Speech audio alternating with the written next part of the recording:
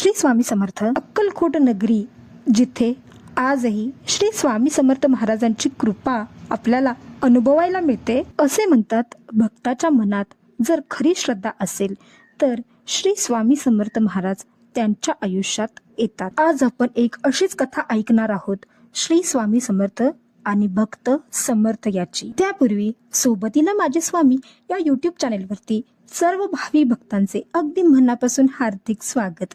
चला तर मग आजच्या या सुंदरशा कथेला आपण प्रारंभ करू. समर्थ हा अगदी सर्वसामान्य कुटुंबात राहणारा मुलगा. त्याचे वडील छोटंसं काम करायचे. घरची परिस्थिती फारच बेताची होती. लहानपणापासूनच त्याला कष्टाची सवय होती, पण नशीब त्याच्या बाजूने कधीच नव्हतं. तो काम करायचा, तो मेहनत करायचा, पण पैसे त्याच्याजवळ टिकतच नव्हते. कधी आजारपणामुळे तर कधी नुकसानामुळे पैसे त्याच्या हातातून निघून जायचे. समर्थ नेहमी म्हणायचा, मी एवढं कष्ट करतो तरी सुद्धा माझं नशीब का बदलत नाही. गावामध्ये एके दिवशी स्वामी महाराजांचा उत्सव चालू होता. त्या उत्सवामध्ये समर्थ सुद्धा गेला होता. त्याला त्या उत्सवात एक वृद्ध बाबा भेटतात आणि म्हणतात, बाळा, इतका उदास का आहेस?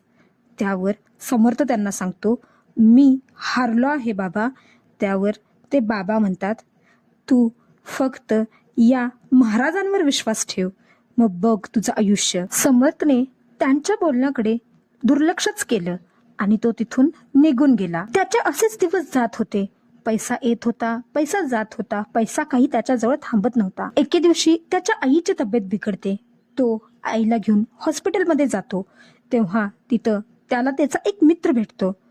तोही त्याला सांगतो, स्वामींची आराधना कर, बघ तुझे दिवस नक्की येतील. हे बोलणे समर्थची आई ऐकतच होती.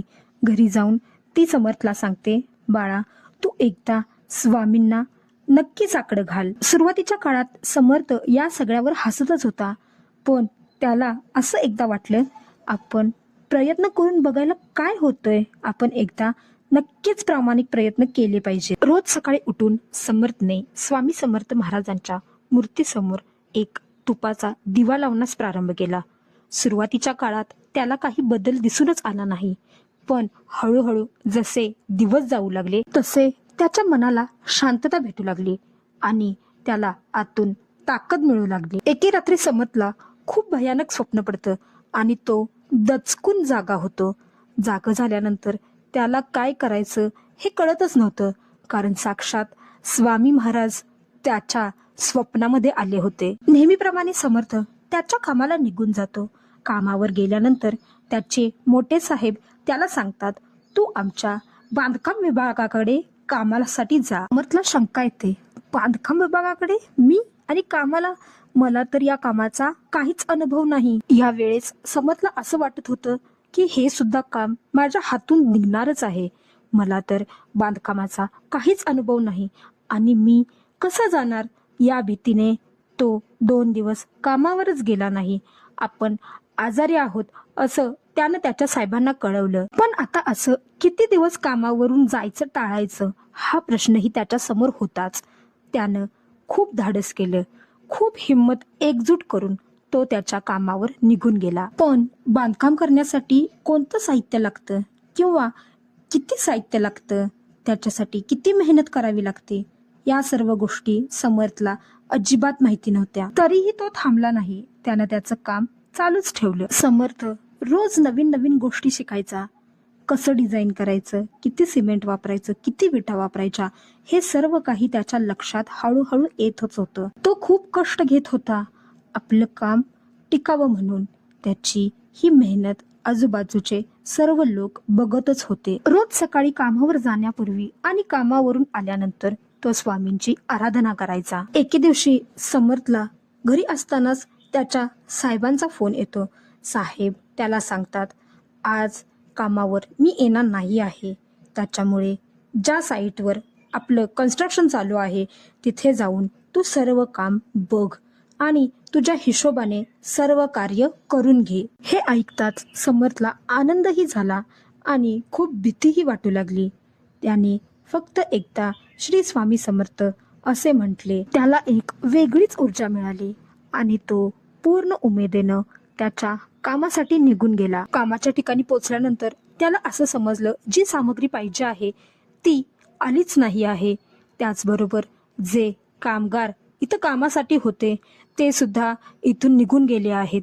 आता काय करायचं हा प्रश्न त्याच्या समोर होता. हा सगळा विचार त्याच्या मनात चालूच होता. त्यावेळेस अचानक एक कामगार त्याच्याजवळ येतो आणि त्याला सांगतो, साहेब, सर्व साहित्य सामग्री येतच आहे. सर्व कामगार बाहेर गेले आहेत. ते थोड्या वेळात येतीलच. त्याच्यानंतर आपण आपलं कार्य चालू करू. समर्थला आश्चर्याचा धक्काच बसला, कारण त्यानं थोड्या वेळापूर्वीच त्याच्या साहेबांना फोन केला होता आणि विचारलं होतं, साहेब, इथं कोणीही नाही, आता मी काय करू? त्यावर साहेबांनी त्याला हेच सांगितलं होतं, तू तिथून निघून जा. पण समर्थ तिथेच थांबला आणि थोड्या वेळानंतर पूर्ण काम त्याने स्वतः करून घेतले. समर्थने ते काम अगदी चांगल्या प्रकारे पूर्ण केलं. ते काम एका हॉस्पिटलचेच होते. हळूहळू समर्थ स्वतःही कॉन्ट्रॅक्ट घेऊ लागला आणि तो पूर्ण शहरामध्ये एक नवीन कॉन्ट्रॅक्टर म्हणून नाव मिळवू लागला. समर्थ आता खूप मोठा कॉन्ट्रॅक्टर झाला होता. त्यानं त्याच्या गावात एक स्वामींचं सुंदरसं असं मंदिर सुद्धा बांधलं होतं. तो नेहमी त्याच्या आईबाबांना हेच सांगत होता, हे सगळं यश जे आहे हे स्वामींचंच आहे. आज जर मी स्वामींची भक्ती आराधना केली नसती, स्वामी माझ्या आयुष्यात आले नसते, तर आज मी कोठे असतो याची कल्पना सुद्धा मला करवत नाही. पण आई बाबा तुमच्या आशीर्वादामुळे, त्याचबरोबर स्वामींच्या आशीर्वादामुळे मी आज या ठिकाणी आहे. समर्थने खूप असे प्रयत्न केले होते. त्याचबरोबर त्याने काही उपाय सुद्धा केले होते.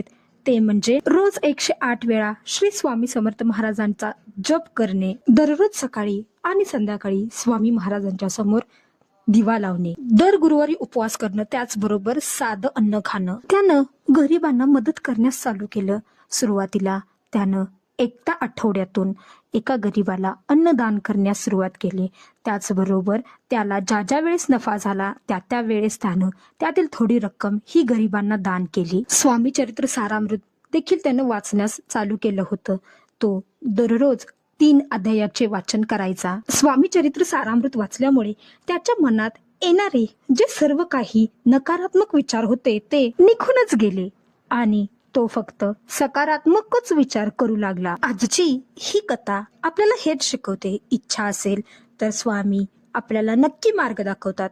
स्वामी नेहमी म्हणतात, भिवू नकोस, भिवू नकोस, मी तुझ्या पाठीशी आहे. आजची ही कथा कशी वाटली हे सांगायला अजिबात विसरू नका. त्याचबरोबर माझ्या चॅनलला लाईक करा, शेअर करा, सबस्क्राईब करा. कमेंट बॉक्समध्ये स्वामी समर्थ महाराजांच्या नावाचा जयघोष करण्यास अजिबात विसरू नका. धन्यवाद.